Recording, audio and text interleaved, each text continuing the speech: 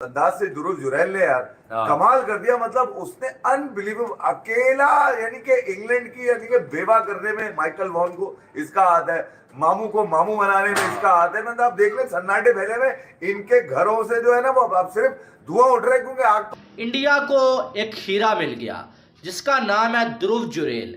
क्या कमाल का खेलता है भाई ये लड़का, और इंडिया को एक कमाल का विकेट कीपर बैट्समैन मिल गया। Dhruv Jural, this young man with a heart of steel, with nerves of steel, in fact, I would like to say. और क्या भाई साहब क्या रेजिस्टेंस सिखाई है शुभमन गिल और ध्रुव जुरैल ने। एक बंदा अगर पिक करना है तो वो जुरैल है। What a batting performance by this youngster playing only second test match. Massive burden of filling the shoes of Rishabh Pant. India ने 3-1 से सीरीज को अपने नाम कर लिया। मुबारकबाद हो, यही इंग्लैंड की टीम हमें अपने घर के अंदर 3-0 से हरा के गई थी। इंडिया ने ठोक दिया इंग्लैंड को पकड़ के, बहन स्टोक कर दिया पकड़ के इंडिया ने। रांची के अंदर आपने बैट्स बॉलर्स की ख्वाबों को चकनाचूर करके ये सीरीज अपने नाम कर ली। से बैट्स बॉल आई है, अगर किसी टीम ने बैट्स बॉल के अगेंस्ट डोमिनेट किया है तो उसका नाम है इंडिया। पकड़ के घंटा बजा दिया है। जय हिंद दोस्तों, स्वागत है आप सभी का मेरे YouTube चैनल में। तो दोस्तों, इंडिया ने क्या रगड़ा लगाया है इंग्लैंड को चौथे टेस्ट मैच में। किसी ने सोचा नहीं था पहले 2 दिन के अंदर कि इंडिया ये मैच चौथे दिन के अंदर ही जीत जाएगा। और सबसे बड़ी बात यहाँ पे ध्रुव जुरैल की हो रही है। ये लड़का जिसका सिर्फ दूसरा ही मैच है और उसने क्या ज़बरदस्त पारी खेली है। पहले मैच में 90 रन और इस मैच में क्रूशियल यहाँ पे गिल के साथ पारी खेल के टीम इंडिया को जिताया है। और इंडिया ये मैच आसानी से 5 विकेट से जीत गया है। तो बहुत ज़बरदस्त यहाँ पे बैटिंग की है ध्रुव जुरैल ने और कंप्लीट टीम एफर्ट था ये। अश्विन से लेकर कुलदीप यादव से लेकर गिल से लेकर सब ने बहुत बढ़िया खेला। और इंग्लैंड जो कि बहुत बड़ी अपनी एक इमेज लेके आया था कि हम बेसबॉल खेलेंगे, ऐसा करेंगे वैसा करेंगे। एक टाइम तो उन्होंने ये बोला कि अगर हमको 600 का टारगेट मिले तो हम उसको भी अचीव कर लेंगे। लेकिन इंडिया के इन यंग प्लेयर्स ने बेसबॉल को एकदम दफना ही दिया है और इंडिया ने ये सीरीज़ जीत ली है। तो बहुत ज़बरदस्त यहाँ पे ये सीरीज़ जीत हुई है। तो पाकिस्तानी मीडिया में बस एक ही नाम चल रहा है, वो है ध्रुव जुरैल का। क्योंकि जिसका सिर्फ दूसरा टेस्ट मैच हो और वो मैच विनिंग नॉक खेले और मैं तो मैच बन जाए, तो ऐसा बहुत कम देखने को मिला है। और पाकिस्तानी मीडिया ध्रुव जुरैल को बहुत प्रेस कर रहा है क्योंकि उसने एक टाइम पे ऐसी नॉक खेली है कि टीम इंडिया को बाहर निकाला है। तो और देखते हैं क्या कहा पाकिस्तानी मीडिया ने ध्रुव जुरैल के बारे में। क्रिकेट का बहुत शौक था, कुछ कर गुजरने का जुनून था, लेकिन क्रिकेट किट लेने के लिए पैसे नहीं थे और माँ ने अपनी ज्वेलरी बेच के किट लेके दी। उसके बाद इंडिया को एक हीरा मिल गया जिसका नाम है ध्रुव जुरैल। क्या कमाल का खेलता है भाई ये लड़का, और इंडिया को एक कमाल का विकेट कीपर बैट्समैन मिल गया।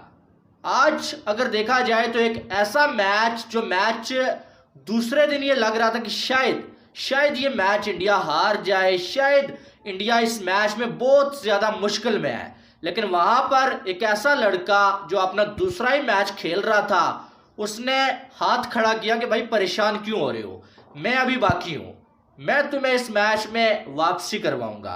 और फिर सारे बाहर बैठे हुए थे, हमने देखा रोहित शर्मा, जडेजा, शुभमन गिल, लेकिन एक ऐसा लड़का जो अभी दूसरा मैच खेल रहा था, उसने इंग्लैंड के बॉलर्स को बेबस कर दिया और 90 रन की एक काबिले तारीफ इनिंग्स खेली, एक अनबिलीवेबल इनिंग्स खेली। वो अनलकी रहा कि अपनी सेंचुरी तो मुकम्मल नहीं कर पाया, लेकिन मैंने पहले भी बोला था कि कभी कभी आपके 90 जो होते हैं ना, वो सेंचुरी से बेहतरीन होते हैं। तो क्योंकि उस इनिंग्स में उसने इंडिया को वापसी करवाई थी। आप देखेंगे तीसरा दिन जब शुरू हुआ तो इंडिया के जो है वो अभी 7 खिलाड़ी आउट थे और अच्छी खासी तकरीबन जो है 150 रन की इंग्लैंड को लीड हासिल थी। ऐसा लग रहा था कि यार कल का दिन जो शुरू होगा तो शुरू में जो है कोई 5-10 ओवर्स में इंडिया के ये भी आउट हो जाएंगे और इंग्लैंड को पहली इनिंग से एक बड़ी लीड हासिल होगी।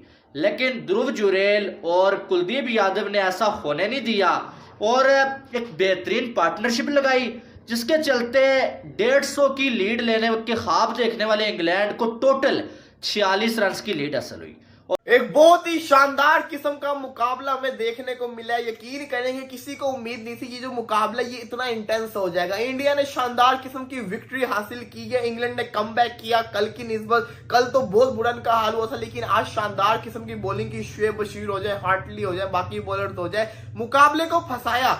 आप खुद सोचें कि 85 के ऊपर पहली विकेट गिरती है और उसके बाद कैसे एकदम से इंडिया की लाइन लगती है। फिर जो शुभमन गिल का इस मैच के अंदर रोल था वो बड़ा इंपॉर्टेंट रोल था। शुभमन गिल की तारीफ बनती है और इंडिया ने ये वाला टेस्ट मैच जीत लिया। खाली टेस्ट मैच नहीं जीता, इंडिया ने इसी के साथ साथ आज सीरीज को भी अपने नाम कर लिया। 3-1 से इंडिया लीड कर रहा है और ऐसा लग रहा है कि इंडिया अगला मैच भी जीत के 4-1 से इनको नील मार देगा। लेकिन अगर बात करें इस टेस्ट मैच की तो according to Stuart Broad England ने तो बहुत अच्छा कमबैक कर लिया था दूसरे दिन के अंदर। फिर ऐसा हुआ तो हुआ क्या, देखिए यही वो वजह होती है। एक दिन अगर कोई विजिटिंग टीम इंडिया के अंदर डोमिनेट करती है ना तो वो 4 दिन इंडिया उनके ऊपर हावी रहता है। और आज जिस किस्म की परफॉर्मेंस देखने को मिली, इंग्लैंड ने अच्छी परफॉर्मेंस दिखाई आज।